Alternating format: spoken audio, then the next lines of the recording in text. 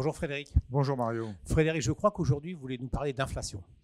Alors oui, je voulais vous parler d'inflation parce que j'ai vraiment le sentiment que le marché considère que le pic d'inflation de fin 2022 est derrière nous et qu'on revient vers la décennie 2010 avec une inflation comprise entre 0,2 pour le restant de nos jours. Je pense que cette approche très consensuelle est probablement fausse.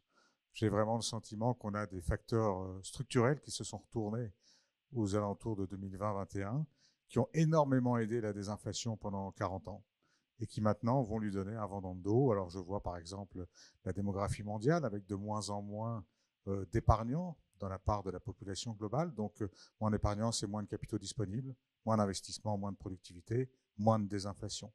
Une pyramide des âges chinoise qui a énormément aidé à contenir partout dans le monde les salaires sur des niveaux bas, qui a donc empêché les créations d'effets retour entre les prix et les salaires pendant plusieurs décennies.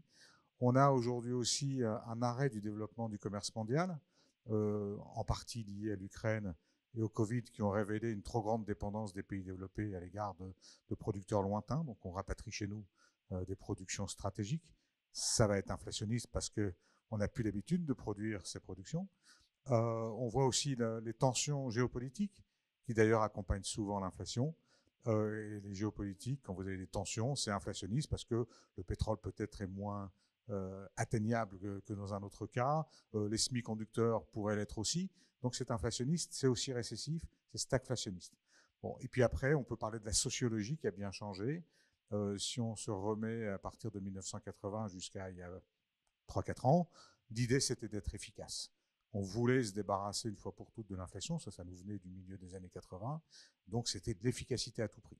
Aujourd'hui, on est plus dans l'inclusion, dans l'éthique, dans la volonté de ne pas souffrir, dans la volonté de travailler de la maison, qui sont des aspirations tout à fait légitimes, mais qui se traduisent sur le plan économique par, au moins à court terme, une moindre efficacité. On peut ajouter à ça donc la transition énergétique, qui va aussi probablement être très inflationniste. Elle a déjà commencé un peu à l'être. Donc ça fait des facteurs structurels qui poussent l'inflation. Alors forcément, quand les banquiers centraux restreignent la liquidité comme ils le font, l'inflation baisse. Mais dès l'instant où ils vont arrêter de la restreindre, probablement que ces tendances structurelles pousseront de nouveau l'inflation vers le haut. Et donc on assistera dans les 10 ans qui viennent à une série de pics d'inflation. Des périodes d'inflation, des périodes de désinflation comme aujourd'hui, et ensuite de l'inflation qui repart, qui retourne. Le retour du cycle. Eh bien, merci, c'est très intéressant. Effectivement, ça sort du consensus, donc c'est d'autant plus intéressant. Alors, pour 2024, maintenant, en termes de stratégie, qu'est-ce que vous recommandez en termes de zone géographique, classe d'actifs? Alors, aujourd'hui, on est toujours dans la vague de désinflation qui suit le premier pic. On pense que ça va durer encore un certain nombre de mois, peut-être de trimestres. Donc, dans ce cas-là, ce que veulent les marchés, c'est de mettre ce qu'on appelle de la duration dans leur portefeuille. Donc, de la duration obligataire, être exposé donc aux obligations, à la baisse des taux qui doit continuer, des actions de valeur de croissance, comme on le voit aujourd'hui avec les Magnificent Seven qui s'envolent tous les jours. Il faut faire un peu attention, il faut être un peu tactique, mais globalement, elles ont le vent dans le dos pendant cette phase de désinflation. Tant que ce sont ces valeurs-là qui tirent le marché, il faut donc être sur les États-Unis, puisque c'est là qu'elles se trouvent. Mais si on pense à cette ambiance inflationniste de plus long terme, un peu plus structurelle qui est là, il faut qu'on n'hésite surtout pas à se diversifier un petit peu loin de nos bases. L'œil du cyclone inflationniste, ce sont les États-Unis. Ça ne sera pas les émergents. Donc les États-Unis souffriront d'une prochaine vague d'inflation qui fera monter les taux, fera baisser les valorisations. Les émergents seront beaucoup moins sensibles à cette potentialité. On trouve des pays superbes comme l'Inde, comme le Brésil avec toutes ses matières premières. On aime aussi Taïwan pour l'instant parce qu'on n'a pas trop peur qu'à court terme la Chine vienne les envahir.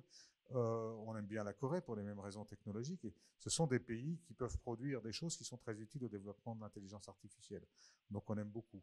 On aime bien aussi une diversification vers le crédit, mais le crédit avec un rendement, un portage relativement élevé, pour que ce portage élevé puisse amortir les mouvements de taux. Et donc, on aime bien pouvoir inclure, par exemple, des CLO dans les portefeuilles de crédit, ce qu'on fait particulièrement bien chez Carmignac, sur des fonds qui soient datés ou qui ne le soient pas, hein, d'ailleurs. Et puis l'Europe a sa carte à jouer. Dans les mois qui viennent, on devrait voir une consommation ou des salaires réels qui vont monter grâce à des négociations qui continuent de les pousser vers le haut, alors que l'inflation baisse. Ça va créer du pouvoir d'achat qui va aider un peu la croissance et permettre à nos valeurs cycliques sous-valorisé de bien performer dans les mois qui viennent. Et pour couvrir un petit peu cet ensemble, ce portefeuille un peu global, si on le peut, s'acheter une indexation à l'inflation future en achetant des swaps d'inflation ou en s'investissant dans des fonds obligataires qui ont cette composante inflation. Aujourd'hui, le marché pense que dans les 10 ans qui viennent, on aura une inflation moyenne annuelle de 2,2-2,3%. Je pense que c'est très très sous-estimé par rapport à ce que sera la réalité. Donc acheter cette inflation-là me paraît être une très bonne idée et une très belle couverture dans l'hypothèse d'une deuxième vague d'inflation qui arrivera. Eh bien, merci Frédéric, c'était passionnant. À très bientôt sur les antennes de Patrimoine 24 pour en reparler avec vous. Et d'ici là, une bonne convention actualiste à toute l'équipe de Carmignac. Merci.